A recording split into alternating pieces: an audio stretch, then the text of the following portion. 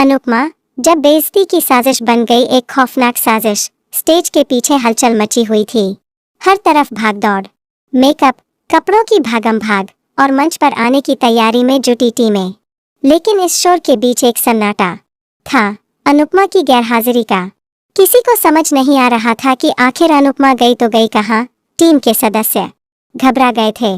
कई लोगों ने सवाल उठाने शुरू कर दिए, कहीं अनुपमा जानबूझकर तो नहीं भाग गई। शायद उसे यकीन हो गया हो कि उसकी टीम हारने वाली है। कुछ की आंखों में गुस्सा था, कुछ की जुबान पर कटाक्ष और कुछ चेहरे पर वही पुरानी धारणा उभर आई थी, अनुपमा पर भरोसा करना बेकार है। लेकिन सच्चाई वो नहीं थी जो सब सोच रहे थे। अनुपमा को किडनैप कर लिया गया था और यह साजिश रची थी ख्याति ने। वही ख्याति जो हर बार अनुपमा की परछाई में दब जाती थी, जिसने हमेशा स्टेज पर हार देखी थी। इस बार उसने तय कर लिया था कि जीत का ताज किसी भी कीमत पर चाहिए। और इस बार उसने सिर्फ स्कीम नहीं बनाई, एक जुर्म किया था। ख्याति ने अपने संपर्कों से गुंडों को बुलवाया और अनुपमा को एक सुनसान बिल्डिंग में बंद करवा दिया। खिड़की नहीं, फोन नहीं, कोई दरवाजा खुला नहीं। और सबसे खौफनाक बात, अनुपमा के हाथों पैरों को रस्सियों से नहीं, जंजीरों से बांधा गया था। वो एक पल के लिए भी घबराई नहीं, लेकिन उसकी आंखों में वो दर्द साफ था जो भरोसे की टूटती दीवारों से निकलता है। मेरी टीम मुझसे नफरत करने लगेगी। स्टेज पर मैं नहीं पहुंच पाई तो फिर वो सब जो मैंने सीखा, जो सिखाया, सब बेकार जाएगा। पर उसी क्षण अनुपमा की आंखों में ज्वाला भी थी, हारी नहीं थी वो। दूसरी तरफ ख्याति पूरे कॉन्फिडेंस के साथ तैयार थी।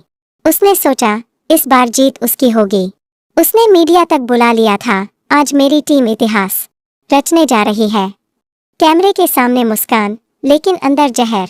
लेकिन कहानी में टर्निंग पॉइंट तब आया जब अनुपमा के अपहरण की गवाही देने आया। अनुपमा का सबसे बड़ा दुश्मन, लेकिन सच्चाई का पुजारी, समर, जो कभी अनुपमा को नीचा दिखाने में सबसे आगे रहता था, अब चुपचाप पुलिस स्टेशन गया और कहा, मैं जानता हूँ अनुपमा कहाँ है। दरअसल समर को ख्याति की हरकतों पर पहले से शक था।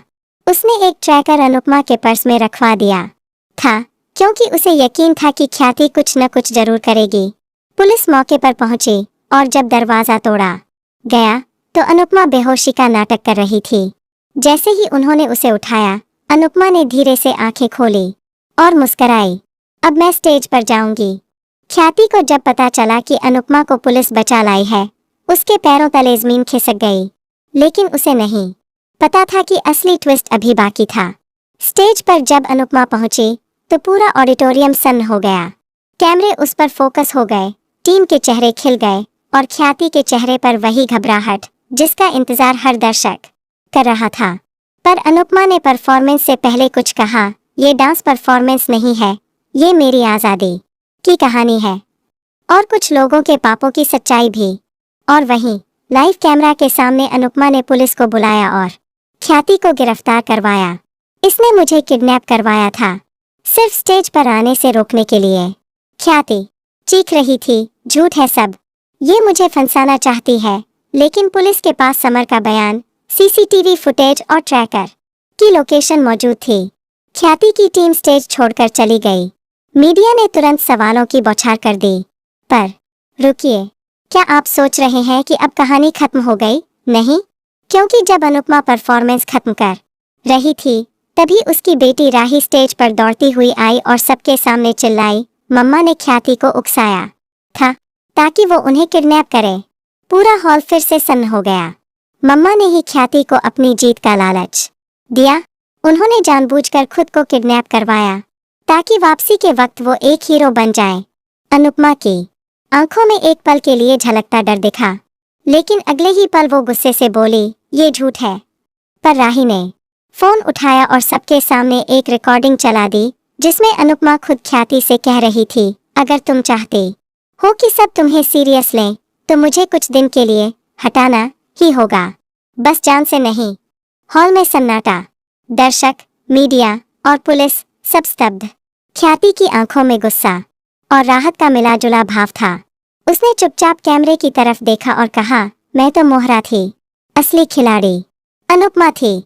अब कहानी ने करवट ली। अनुपमा के खिलाफ केस दर्ज हुआ। ख्याति को जमानत मिली और मीडिया ने इसे करार दिया ड्रामा क्वीन की असली चाल। अंत में अनुपमा की टीम ने भी उसका साथ छोड़ दिया। राही रोती रही लेकिन बोली, मेरी मम्मा को जीत इतनी प्यारी है कि वो हारने का नाटक भी प्लान करती है। क्या अनुपमा अपनी सच्चाई साबित कर पाएगी या इस बार उसकी चाल खुद उसी पर भारी पड़ गई?